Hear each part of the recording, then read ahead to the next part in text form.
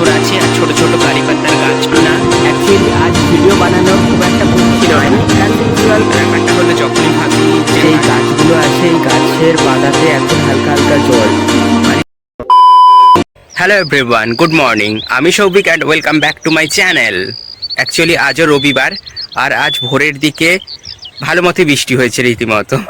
তো চারপাশটা এখন ভিজে ভিজে, গমের ক্ষেতে গম পেকে গেছে, কিন্তু তার উপর বৃষ্টি হচ্ছে। এটা গমের জন্য খুবই ক্ষতিকারক, কারণ বৃষ্টিটা আগে হলে আরও ভালো হতো। রুমের বাইরে যেই গাছগুলো আছে, এই গাছের পাতাতে এখন হালকা হালকা জল, মানে গাছগুলো হালকা হালকা ভিজে, কারণ একটু আগেই বৃষ্টি হয়ে গেছে, মানে ওই ভোরের দিকে রীতিমতো। আর বৃষ্টির পর হালকা ঠান্ডা ঠান্ডা ওয়েদার, তার ওপর এইরকম মিঠে রোদ্দুর, দারুণ লাগছে ওয়েদারটা এখন। আজ যদিও 29 মার্চ, মানে 2-3 দিন পরেই এপ্রিল শুরু হচ্ছে, কিন্তু তবুও আমি সোয়েটার পরে আছি, কারণ ভোরের দিকে বৃষ্টি হয়েছিল আর হিমাচলে এখন রীতিমতো ঠান্ডা লাগছে, যে সোয়েটার পরে থাকতে হচ্ছে। বৃষ্টির পরে এই মিঠে রোদ্দুর একটা অন্য রকমের ফিলিংস। আর অনেকে হয়তো ভাববে সেই একই ড্রেস। ব্রেকফাস্টের পর একটু মার্কান্ডার দিকে যাব ভাবছিলাম, আর এটা হলো সেই আমলকি গাছ, যেই আমলকি গাছটাতে আমরা শীতকালে আমলকি পাড়তাম। আর গাছটাতে এখন সবুজ সবুজ পাতা গজাতে শুরু করেছে, মানে শীতকালে পুরোই পাতা ঝরে গিয়েছিল। এরপর তোমরা হয়তো অনেকেই ভাববে, মানে যারা ভিডিও দেখো 2-4 জন, তারা অনেকেই ভাববে যে সেই একই রকম লাল টি শার্ট আর একই রকম সোয়েটার পরে ভিডিও বানাচ্ছি আমি। অ্যাকচুয়ালি ড্রেস পরার ক্ষেত্রে আমার কাছে কমফর্ট জোনটা খুব ম্যাটার করে। তো এই টি শার্টটা আমার বাবা আমাকে কোনো একটা বার্থডেতে গিফট করেছিল, আর এটা খুবই নরম আর খুবই কমফর্টেবল। তো রাত্রিবেলা ঘুমানোর সময় এটা আমি পরে থাকি, আর ঘুম থেকে উঠে ভিডিও বানাতে শুরু করে দিই রবিবার দিন। তো সেই জন্য একই টি শার্ট আর একই সোয়েটার। বৃষ্টির পরে এই যে হালকা রোদ্দুর বেরিয়েছে না, ওয়েদারটা দারুণ লাগছে। হালকা হালকা ঠান্ডার পর এইরকম হালকা হালকা রোদ্দুর, চারপাশে পুরো সোনালি গম পেকে একদম চকচক করছে। বৃষ্টির পর আকাশ থেকে মেঘ সরে গেছে, হালকা হালকা নীল নীল আকাশ, আর তার সঙ্গে এই গাছটার পাতা ঝরে গেছে। এটা সম্ভবত শিমুল গাছ। এই গাছে এখনো নতুন পাতা গজায়নি, বাদ বাকি সব গাছেতেই পাতা গজাতে শুরু করে দিয়েছে। আম গাছেতে আম মুকুলে পুরো ভরে গেছে। আর একটা জিনিস, এই হিমাচলে আসার পর এখানে প্রচুর এই কারি পাতা দেখতে পাই। অ্যাকচুয়ালি আমাদের ওখানেও কারি পাতা পাওয়া যায়, কিন্তু সেগুলো খুবই এক্সপেন্সিভ।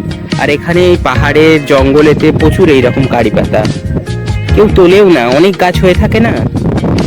হ্যাঁ, সবজিতে হালকা হালকা ইউজ করা হয় ঠিকই, কিন্তু তবুও প্রচুর পরিমাণে এখানে কারি পাতার গাছ। চারপাশে সোনালি গম ক্ষেতের মাঝে এই আম গাছটা একাকী দাঁড়িয়ে আছে, মাথায় আম মুকুলের মুকুট পরে, আর তার সঙ্গে এইরকম হালকা ঠান্ডা ঠান্ডা হাওয়া আর ছায়া প্রদান করছে। দারুণ বেশ ওয়েদারটা। এখন আমি যেই জায়গাটাই দাঁড়িয়ে আছি, মানে ওই আম গাছটার নিচে, এখানে চারপাশে দেখতে পাচ্ছ কিনা জানি না, এইরকম পাথর পড়ে আছে। মানে আম গাছের গোড়াটাই চারপাশেতে এইরকম পাথর পড়ে আছে। অ্যাকচুয়ালি হিমাচল চারপাশেই পর্বত, পাহাড় আর পাথরে ভরপুর। তো চারপাশে যে গমের ক্ষেতগুলো দেখতে পাচ্ছ, ওখানে যখন লাঙল দিয়ে হাল করা হয়, মানে জমি যখন চষা হয়, তখন মাটির সঙ্গে সঙ্গে মাটির থেকে বেশি পাথর বের হয়। তো পাথরগুলোকে আলাদা করে এই আম গাছের গোড়ায় রাখা হয়েছে, যার ফলে এই ক্ষেতগুলোতে গমের চাষ খুব ভালো হচ্ছে এখন মাটিতে। আর এই মাটিতে মিনারেলস প্রচুর পরিমাণে আছে, তো সার তেমন একটা ইউজ করা হয় না। ওই গোবর সার আর এই পাথুরে মাটির মিনারেলসেই গমগুলো পুরো পরিপক্ক হয়ে ফুটে উঠেছে সোনালি গম। এই হিমাচল বা ওয়েস্ট বেঙ্গল বলে কোনো কিছু আলাদা নয়। আম গাছেতে যখনই আম মুকুল ধরবে, তখনই এইরকম কালো কালো ছোট ছোট পোকার উপদ্রব বাড়বে। মানে এরা আম গাছের আম মুকুলগুলোকে খেয়ে অর্ধেক শেষ করে দেয়। এই কারণেই যেই পরিমাণে আম মুকুল হয়, সেই পরিমাণে আম ধরে না সে সব জায়গাতেই। এটা আম গাছের গোড়া, যেখানে পাথর আছে আর ছোট ছোট কারি পাতার গাছ রয়েছে। আর ওটা হলো আমাদের রুমটা। আর আমরা অ্যাকচুয়ালি এই পাহাড়ের ওপরে মাঝে মাঝে ঘুরতে যাই। এই পাহাড়ের নিচে মার্কান্ডাটা রয়েছে, তবে জুম করে একটু দেখাচ্ছি, ওখানে পাহাড়ের ওপরেও অনেক ঘরবাড়ি রয়েছে এই জায়গাটায়।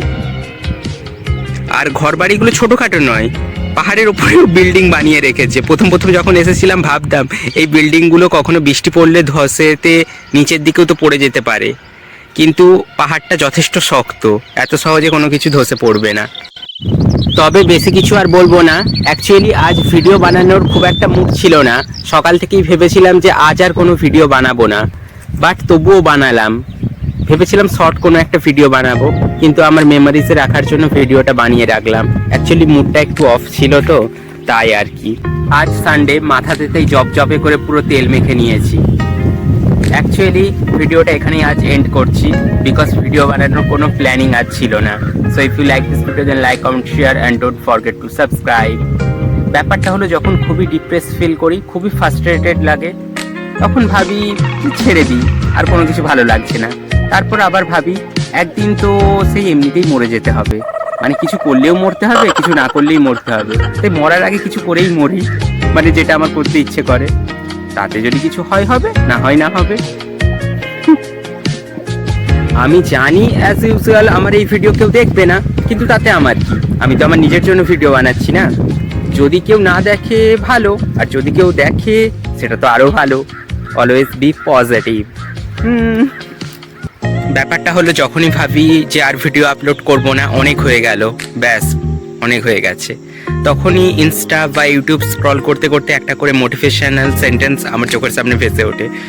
যেমন এটা হচ্ছিল এখনই, ছাদের মধ্যে আমি ছিলাম, হঠাৎই একটা মোটিভেশনাল সেন্টেন্স আমার চোখের সামনে এলো, that success is not a luck, it's efforts of everyday. That's why effort তোমাকে দিতেই হবে প্রত্যেক দিন।